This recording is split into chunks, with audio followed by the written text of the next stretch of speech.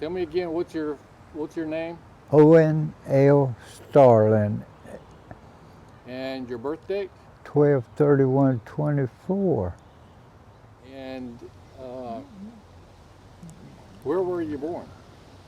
Where up in Johnson County, about 20 miles, maybe 25 miles from here, Okay. north. So you stayed pretty close to home. Yes, sir. My my father died in 1931, I think it was, and my uncle, which was my mother's brother, took me and my sister and my mother, and we all did a farm. I mean, we did farming work, and in other words, they took care of the money. We just worked, and eat, and we all lived pretty good. Sure did. Tell me about when you went into the service. Were you drafted or did you enlist? Yes, I was drafted. Yes, sir. We had to go downtown and register, and then they give you a card. Was it after high school when you? I went. Yeah, I was in high school, and I left my school, and whenever they called for me to go, then I had to go back downtown and put up all of my personal things, do away with them, and get on that bus going to Federal. Yeah. We went to Federal, and I was telling him a while ago that my very best friend, we run around together, went in the same day. My serial number was 34867-124. His was 123. Well, that's something you don't forget. I mean, I hadn't so far. Yeah. So you went to basic training and through when you went, I guess, to the West Coast. And did you get on a ship or something? Yeah, we got on one at Seattle. Go over and let's see. I bet you'd never been anywhere that far before. Right? Never, no. I've been to Virginia 2 or 3 times. Yeah. I believe that's about the only further that I've been from home. Sure did. I worked after I got back from overseas. I wanted a job, but I wanted something with a little class in it, and I got hooked up with the Ford dealer here. He hired me, and I was salesman, high salesman. I did good work for them and me too. I had a lot of old cars during my time, and I've sold every one of them but that one. I'm gonna keep it. I can't, if I can get them to give me some license.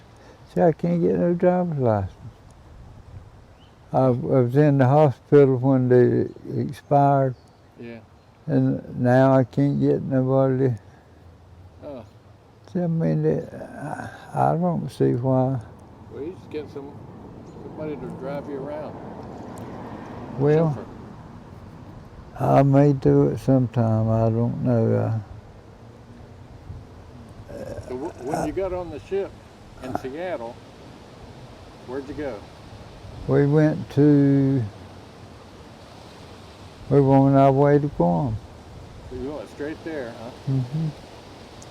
We went by Alcatraz, went under the overhead bridge. Oh, that's in San Francisco. Yeah, Yeah, okay. and let's see if there's anything else. But then when we come back, they had closed. Well, Alcatraz? yeah, they had closed that, Oh, okay. and but we left Seattle, Washington, went just run the shoreline down there, loaded the rest of the troops, finished filling the ship up. 10,000 troops. That's what it said. Well, yeah, it is a lot, but Close quarters too. yeah. I found out that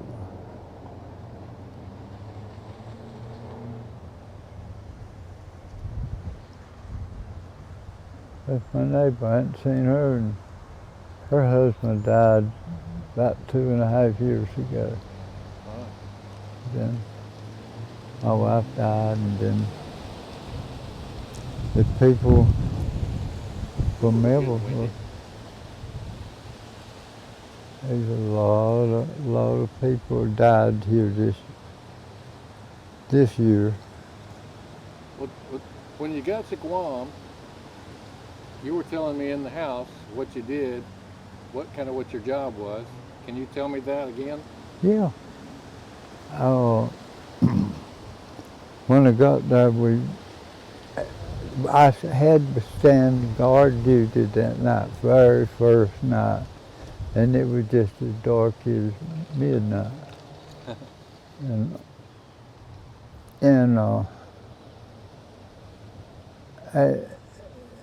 Then we didn't get sleep none that night, and the next day we didn't get sleep in because they kept us. I was in Ordnance with all the rifles and the 45s. Yeah. But anyway, then after I got where I was supposed to be, we slept in our pup tents the next night. Oh. Two little old pup tents about that high, and I found me a chair that I could break it down and lay it right across mine and the boys' thing, and then we go to sleep. And then not the first night, but next night it rained like I don't know what, got drowned in everybody. Oh, no. I mean, Guam had a lot of water. Sure did.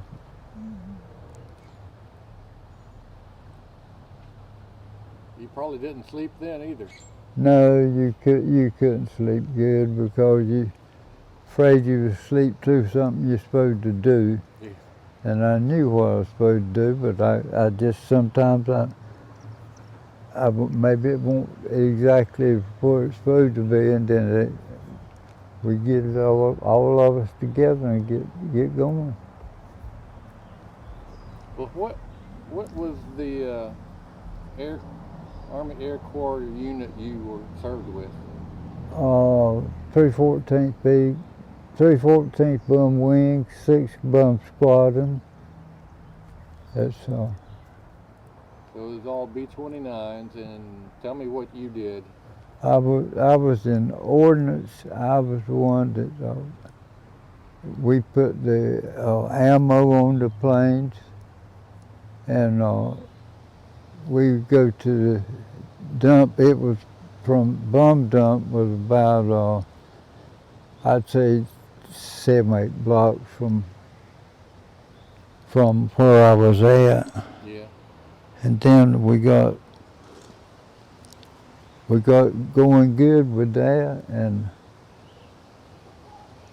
me and this other guy, as I was telling you a while ago, had two, I'd say about 10 inches 10, 12 inches wide, long, two, and that bum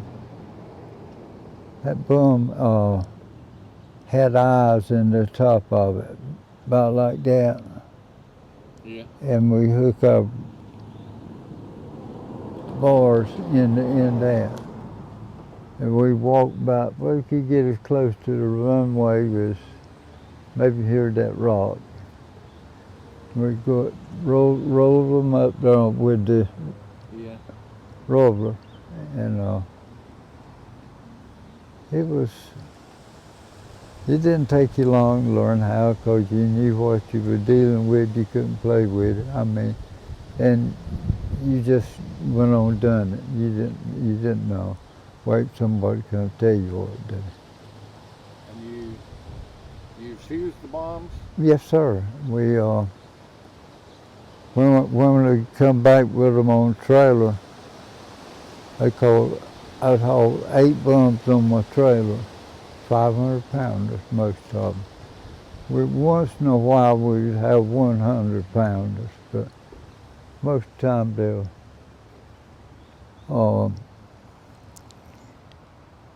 But it was so. In other words, when we got them on the cradle, we put the fuses in them when we got them on the cradle. Then we would after that after we put them on, we go to. They had car key up here and one down here. You pull this one off and hook your arming wire. The arming wire hooked on the side of the plane, inside. And then you pull that, put that wire up there through. Then you would leave that one in there too, so there won't no way it could go off, you know. And then, but just before the plane left, I was the last one in that plane. I could check all those wires, check all those pins, and I'd pull them out. And then you still had that wire holding, that was your, when it would drop, that would leave the wires hanging up inside the plane. Yeah. And it's, you have to keep moving, you know. But after we got them on there and the planes left, that's when we go right back to the dump. Because we knew what we were supposed to have. We had 500 pounds incendiary, you know, they're the ones that burn. So you were there doing that for how long?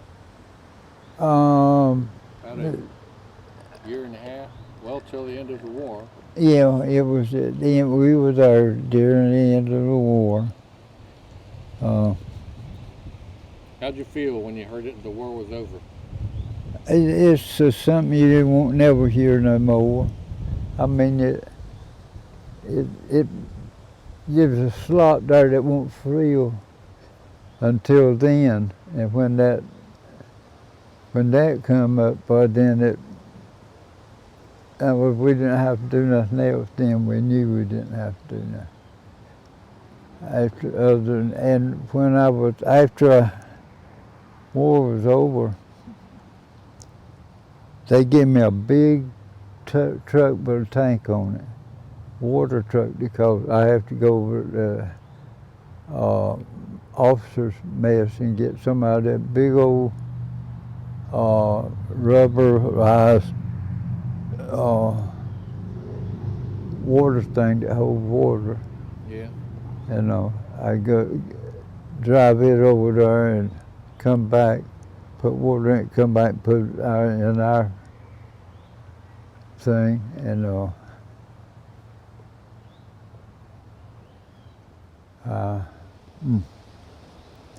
I didn't run the truck long. Of course, it was about a year. Sure was. There were a lot of troops and airmen and everybody on Guam Yeah, but they, late in the war, right? yes, sir. Because they were getting ready to invade Japan Yeah, from Guam. yeah, we were going to take care of them.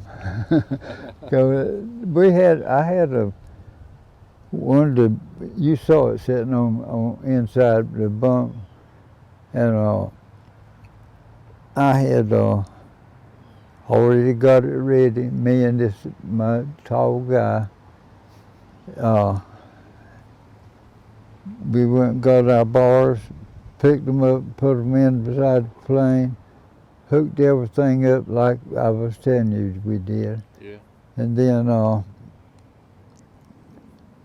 I didn't have to do nothing much but empty that water tank. It was plastic and it tastes worse than I don't know what. I'm telling you, that water was bad.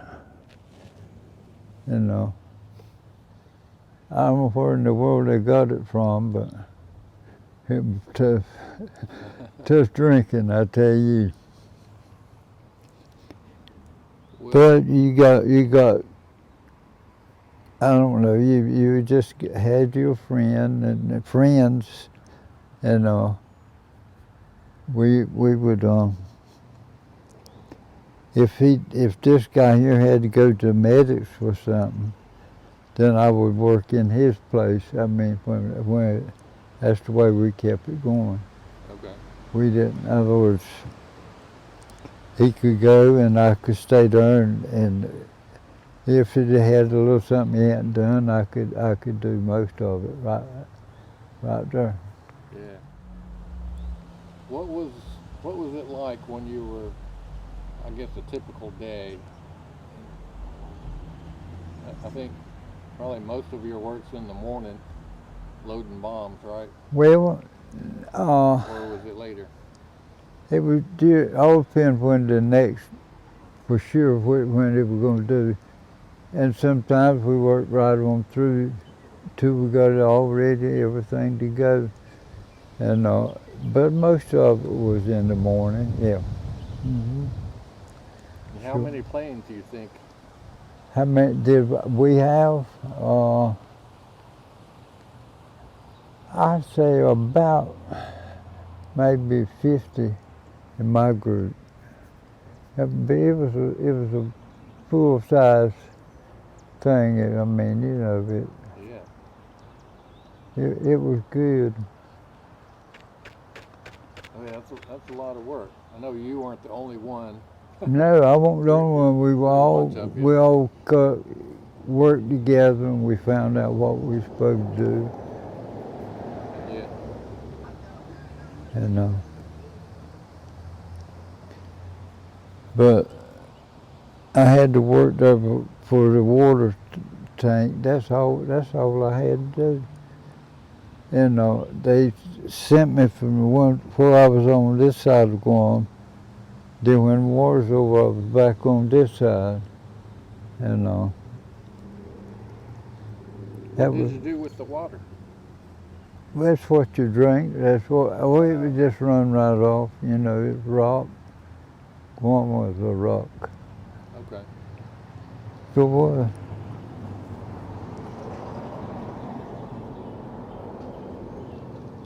And then when you came back home, finally, Yeah. what did you do first?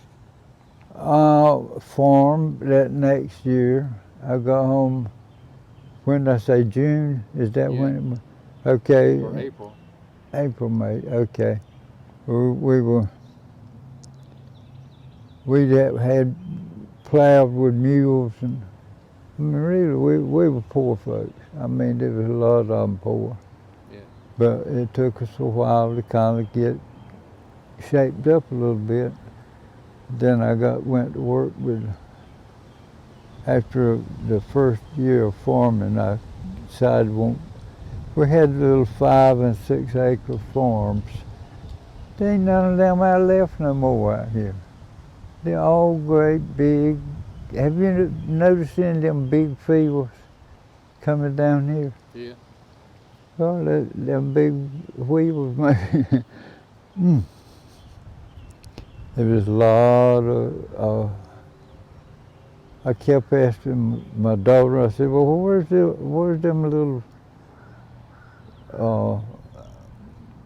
farms that we used to have to chop and plow with the mules, break the ground, then run the middles and then split it and put, well, it was just a mess. But me and my cousin, he didn't have to go in service. We divided 1 acre of tobacco, and that's what we had. When I got married, that's all I had was that $500 is what I got on my half acre of tobacco. Sure did. But we don't do that no more. We don't do much tobacco. There's a few big farmers that the companies buy, you know, or want them raise it for me. I'll pay you, and they give you a check for some of it. But I didn't get none of that because I didn't have nothing. They wouldn't let me have it with the pearl mules. That's